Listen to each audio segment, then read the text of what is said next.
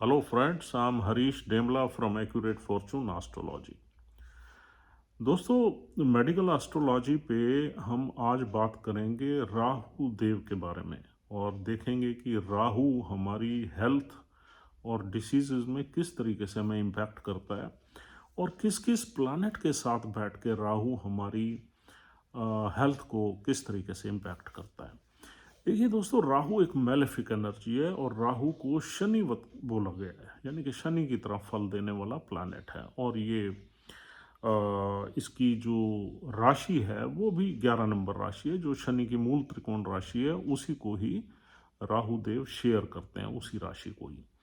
तो शनि जैसे इसमें गुण है, लेकिन शनि किसी भी बीमारी को धीरे धीरे देता है और हमें लंबे टाइम तक पीड़ा में रखता है, जबकि राहु जो है किसी भी प्रॉब्लम को जल्दी एम्पलीफाई कर देता है, बढ़ा देता है और उससे हमें बहुत ज़्यादा पीड़ा रहती है। यानी कि ये बहुत ही फास्ट रिजल्ट्स देने वाला प्लैनेट है, वेरेज शनि जो है वो धीरे धीरे देता है, लेकिन जो एनर्जीज इन दोनों की है वो दोनों की मैलेफिक एनर्जीज है।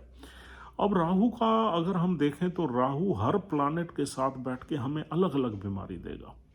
तो राहु के बारे में ये स्पेसिफिकली हम नहीं कह सकते कि ये वाली बीमारी पर्टिकुलरली राहु देता है। नो, राहु जब भी किसी प्लैनेट के साथ, वीक प्लैनेट के साथ, मेलेफिक प्लैनेट के साथ या एफ्लिक्टेड प्लैनेट के साथ बीमारी के घर में बैठ जाता है, तो राहु उस प्लैनेट से रिलेटेड बीमारी को बढ़ा देता है। ये राहु का इम्पैक्ट रहता है।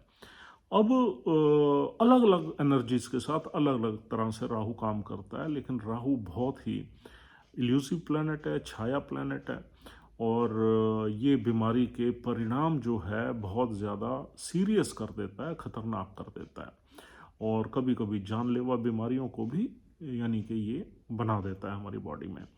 तो राहु का सबसे पहले अगर हम देखें तो सूर्य के साथ, अगर सूर्य कमज़ोर है, बीमारी के घर में है, पीड़ित अवस्था में है, शनि की राशि में है, या यूं कहना चाहिए शनि के साथ है और राहु भी साथ में हो जाए या राहु की दृष्टि में सूर्य आ जाए, तो सूर्य जिन चीज़ों का कारक है उन चीज़ों से रिलेटेड राहु प्रॉब्लम्स को बढ़ा देता है। जैसे सूर्य हमारी हड्डियों का कारक है, तो राहु हड्डियों से रिलेटेड बीमारी दे देगा। सूर्य हमारी वाइटैलिटी का कारक है, इम्यूनिटी का कारक है तो राहु हमारी इम्यूनिटी में लॉस पैदा कर देगा, इम्यूनिटी को वीक कर देगा, वाइटैलिटी को वीक कर देगा और हमें बार बार जो भी बीमारी होगी वो ठीक नहीं होगी और हमारी हड्डियों में विटामिन डी की डेफिशिएंसी पैदा कर देगा। अगर शनि हमारा सूर्य हमारा 8वें घर में बैठा हुआ है और कमज़ोर अवस्था में है, राहु साथ में बैठ गया तो हमारी रीढ़ की हड्डी में प्रॉब्लम दे देगा। तो इस तरीके से राहु सूर्य से रिलेटेड जो प्रॉब्लम है उसको एम्पलीफाई कर देगा या बढ़ा देगा।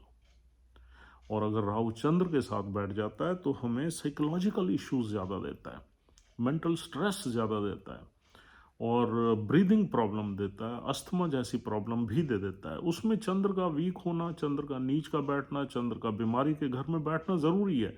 12वें 8वें या छठे घर में अगर चंद्र बैठा हो, साथ में राहु बैठा हो और उस पर केतु की दृष्टि तो अपने आप ही आ जाएगी और शनि भी साथ में इन्वॉल्व हो जाए तो हमें अस्थमैटिक प्रॉब्लम दे देगा, ब्रीदिंग प्रॉब्लम दे देगा और हमारे लंग्स में कुछ न कुछ विकार पैदा कर देगा।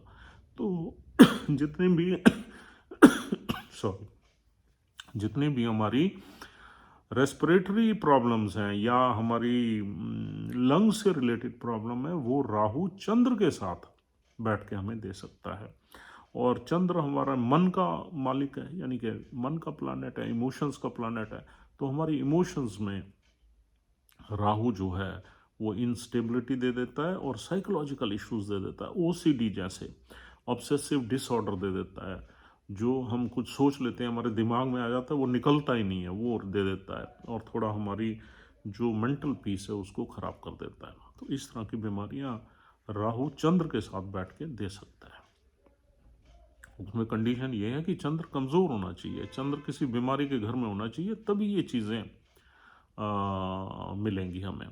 और अगर राहु मंगल के साथ अगर बैठ जाए तो हमें एक्सीडेंट्स दे देता है। तो हमें कहीं ना कहीं हमारे खून में यानी ब्लड में कुछ इन्फेक्शन दे देता है या मंगल के साथ बैठ के राहु हमें हाई बीपी दे देता है, हाइपरटेंशन की बीमारी दे देता है। मंगल अगर यानी कि खराब बैठा हो, किसी बीमारी के घर में बैठा हो, मंगल कमज़ोर मंगल हो तो प्रॉब्लम है ही है, लेकिन अगर मंगल अच्छी अवस्था में भी है और 8वें घर में फंस जाए राहु के साथ, तो राहु एक्सीडेंट्स जैसी बीमारियां दे देता है। तो कहने का मतलब ये है, ब्लड से रिलेटेड बीमारियां, एक्सीडेंट से रिलेटेड बीमारियां, हाइपरटेंशन, हाई बीपी, ये सब राहु मंगल से रिलेटेड। हालांकि प्रॉब्लम्स तो राहु मंगल के साथ बैठ के, और भी मंगल जिन जिन चीज़ों का कारक है, ज़मीन जायदाद का कारक है, इनमें भी प्रॉब्लम्स देता है, लड़ाई झगड़े भी करवाता है, पुलिस केस भी बनवा देता है, लेकिन वो चीज़ें अलग हैं। अब हम मेडिकल एस्ट्रोलॉजी पे सिर्फ हम अपनी हेल्थ और डिसीजेस के बारे में बात कर रहे हैं, इसलिए हम उन चीज़ों में नहीं घुसेंगे। तो अब बुध के साथ अगर राहु बैठ जाए, बुध कमज़ोर हो जाए, या बुध कंबस्ट हो जाए, सूर्य के साथ बुध बिल्कुल कंबस्ट हो जाए, सेम डिग्री में है सूर्य जिस डिग्री में बैठा हुआ है, और फिर राहु भी साथ बैठ जाए, तो ये राहु हमारी न्यूरो में प्रॉब्लम दे देगा, ब्रेन में प्रॉब्लम दे देगा, और कहीं ना कहीं हमें जो है स्किन में प्रॉब्लम दे सकता है, क्योंकि बुध इन चीज़ों को ही देखता है। तो न्यूरो से रिलेटेड, ब्रेन से रिलेटेड, स्किन से रिलेटेड, मेमोरी से रिलेटेड, या स्टैमरिंग, मतलब बुध क्या है, कम्युनिकेशन का कारक है, स्टैमरिंग भी दे देता है राहु, क्योंकि जब आदमी बोलता है तो उसमें एक ऑब्सेशन रहती है, तो ऑब्सेशन में वो फिर उसका जो फ्लो ऑफ स्पीच है वो प्रॉपर नहीं रहता, उसमें स्टैमरिंग रहती है। तो इस तरीके से बुध के साथ बैठ के भी राहु बीमारी दे सकता है, अगर बुध कमज़ोर पड़ जाए या बुध एफ्लिक्टेड हो तब। और गुरु के साथ अगर राहु बैठ जाए या राहु की दृष्टि गुरु पे आ जाए तो भी हमें दिक्कत दे रहती है। देखिए, राहु, गुरु और राहु में न्यूट्रल रिलेशनशिप है, लेकिन हम एनिमी ही मानेंगे, क्योंकि जुपिटर एक डिफरेंट एनर्जी है, राहु एक डिफरेंट एनर्जी है। राहु अगर गुरु की के साथ इकट्ठा बैठ जाए और सेम ही डिग्री में बैठ जाए तो आपके लीवर में प्रॉब्लम दे देगा। अगर गुरु नीच का बैठ जाए 6-8वें घर में और राहु उसके साथ बैठ जाए तो आपको ओबेसिटी दे देगा, यानी कि मोटापा दे देगा, चर्बी बढ़ा देगा।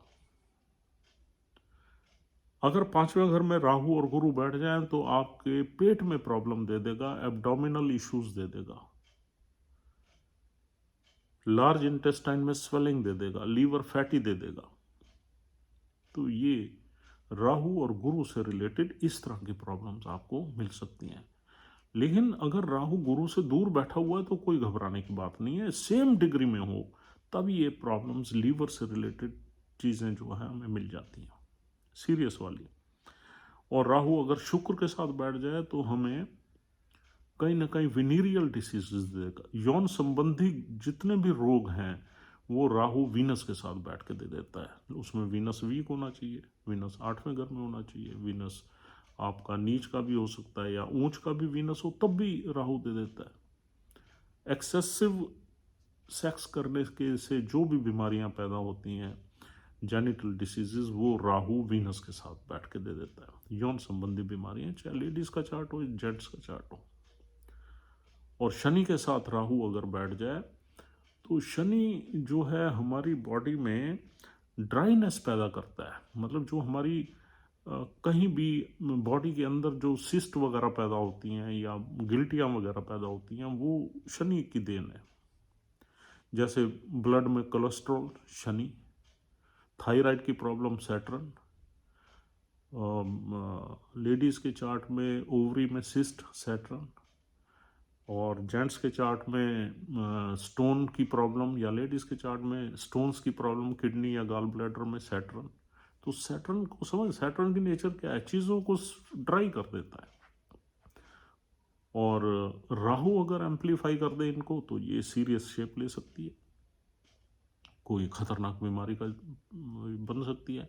लेकिन राहु शनि बहुत नज़दीक होने चाहिए उसमें, तब ये बीमारियां होती हैं। ऐसे तो राहु शनि आपको हर कई चार्ट्स में मिल जाएंगे, लेकिन ऐसा नहीं है वो हर जगह बीमारी दे देंगे, तो इसमें डरने की बात नहीं है।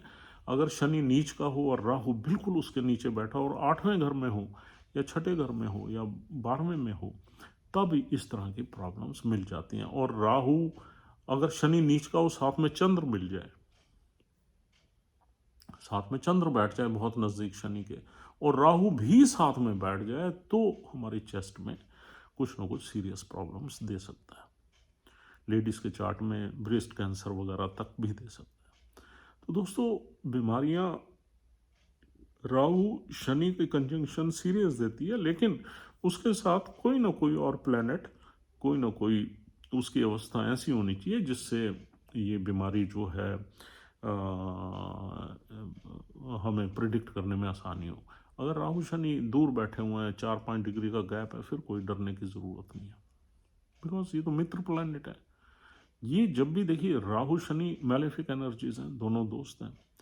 अब चंद्र साथ में बैठ जाए, सूर्य साथ में, चंद्र सपोज साथ में बैठ गया, तो शनि चंद्र को डैमेज करेगा। शनि गिल्टी बनाएगा कहीं ना कहीं चेस्ट में या लंग्स में या कहीं ना कहीं ब्रेस्ट में, और राहु उसको एम्पलीफाई कर देगा। तो ये इस तरीके से ऑपरेट करते हैं अपनी एक्टिविटीज़ को।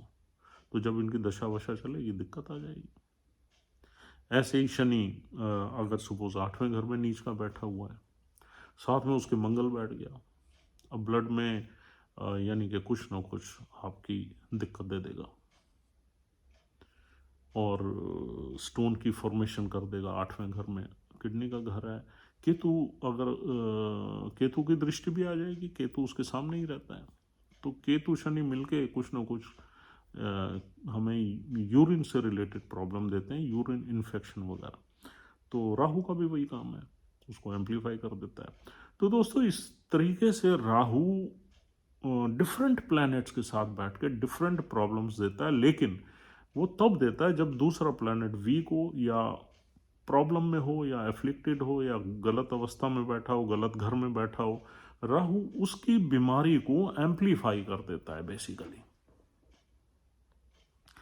और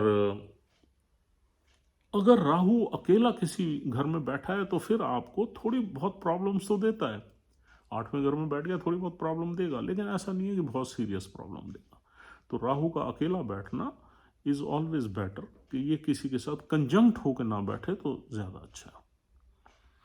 Thank you very much once again for watching this video, and we'll just discuss another placement of another, you can say, planet about the diseases. तो कल हम आपसे दोबारा मिलते हैं, तब तक आप अपना ध्यान रखिए, take care of your self and your family, and have a nice time. Please try to subscribe our channel if you are liking our videos. Thank you very much once again. Goodbye.